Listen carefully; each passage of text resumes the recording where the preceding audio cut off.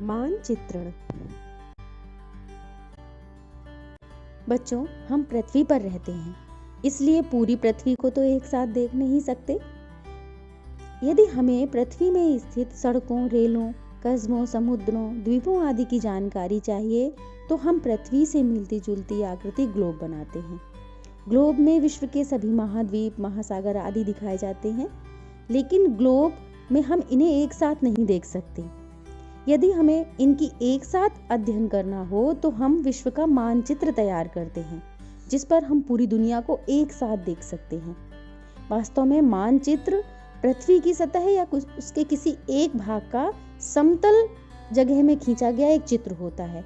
यह एक पैमाने के द्वारा समान अनुपात में प्रदर्शित किया जाता है। मानचित्र हमारे लिए कैसे उपयोगी हो सकता है, आइए जानते हैं। मानचित्र आसानी से एक स्थान से दूसरे स्थान तक ले जा सकते हैं, जबकि ग्लोब ले जाने में मुश्किल होगी। भूमि, सड़कें, रेलें, कस्बों, गांवों को ग्लोब की अपेक्षा मानचित्र में अच्छी तरह दिखाया जा सकता है। हम विश्व का या उसके किसी एक भाग का मानचित्र तैयार कर सकते हैं और उसमें जो जानकारी चाहे उसे दिखा सकते हैं। मानचित्र के प्रकार। मानचित्र विभिन्न प्रकार के होते हैं। यहाँ हम कुछ मानचित्रों के प्रकार आपको बताते हैं। पहला है भौतिक मानचित्र।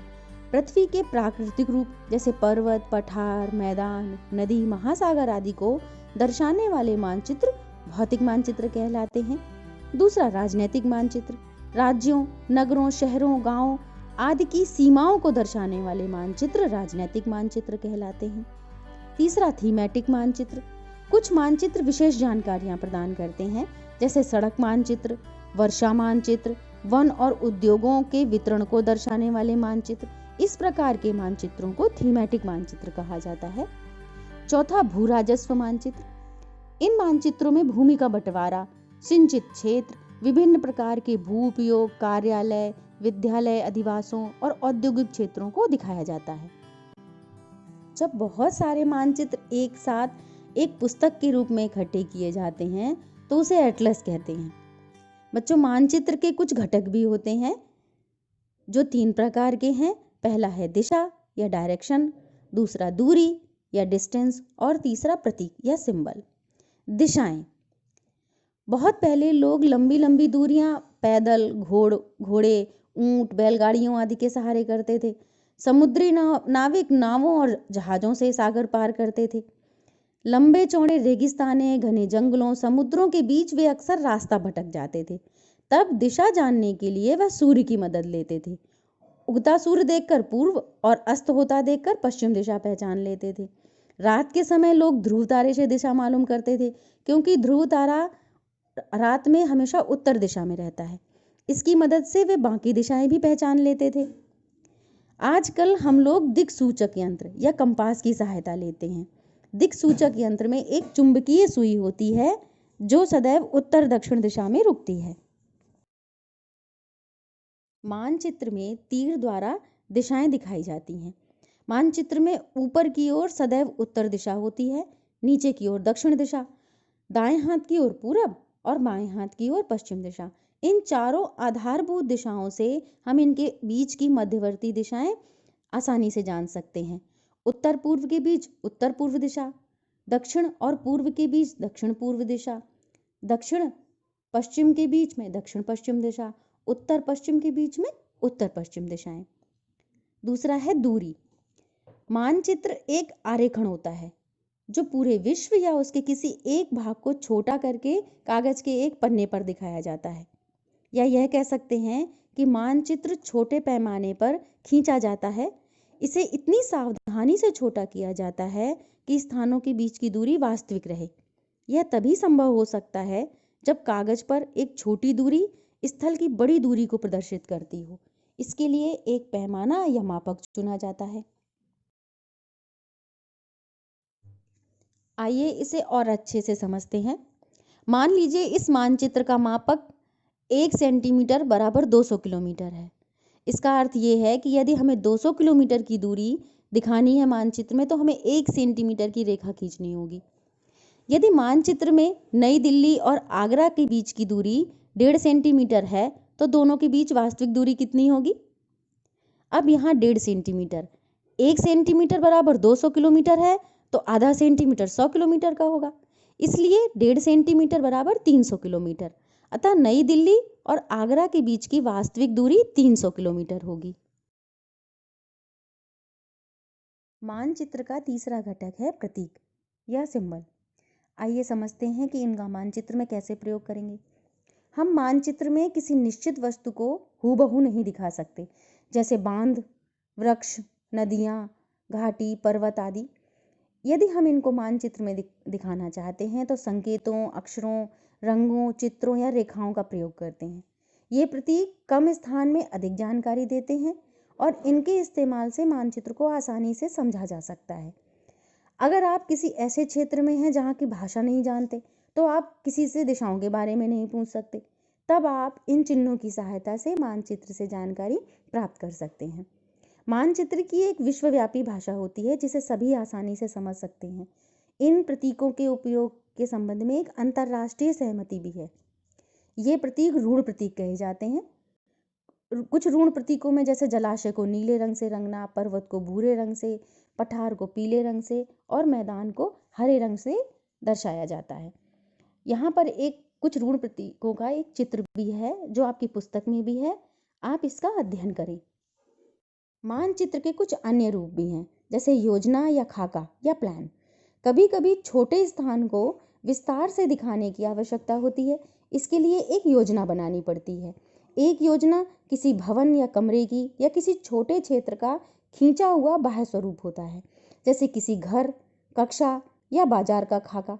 इस प्रकार बड़े पैमाने वाले मानचित्र से बहुत सी जानकारियां प्राप्त होती हैं, जैसे किसी कमरे की लंबाई और चौड़ाई का ज्ञान होना। दूसरा है रूपरेखा या स्केच बनाना। यदि कोई मानचित्र पैमाना मानकर बनाया गया है तो हम इससे निश्चित जानकारी प्राप्त कर सकते हैं। यदि हम किसी स्थान या मकान की स्थिति के विषय में जल्दी से जानकारी देना चाहते हैं तो उसके लिए बिना माप के एक रूपरेखा खींचकर बता सकते हैं। आइए ऐसी ही एक रूपरेखा हम बनाते हैं, जिसमें उत्तर दिशा कागज में ऊपर की ओर होगी। मोहन ने श्याम को अपने घर जन्म दिवस पर आमंत्रित किया। इससे पहले मोहन के घर श्याम कभी नहीं गया था। मोहन ने कहा कि विद्यालय के उत्तरी गेट से बाहर आने के बाद दाहिने मुड़कर मुख्य सड़क पर आ जाओ, फिर बाएं मुड़कर कुछ दूर चले गए तो एक मंदिर मिलेगा। मंदिर के आगे बढ़ते जाओ तो थोड़ी ही दूर पर मकानों की एक कतार मिलेगी। यहीं पर एक चौराहा मिलेगा। वहां से तुम बाएं मुड़ोगे तो एक बाजार मिलेगा। मेरा घर बाजार के दूसरे छोर पर है। अब अगर हम यह मौखिक रूप से मित्र को बताएं तो वह मोड़ आदि को भूल भी सकता है।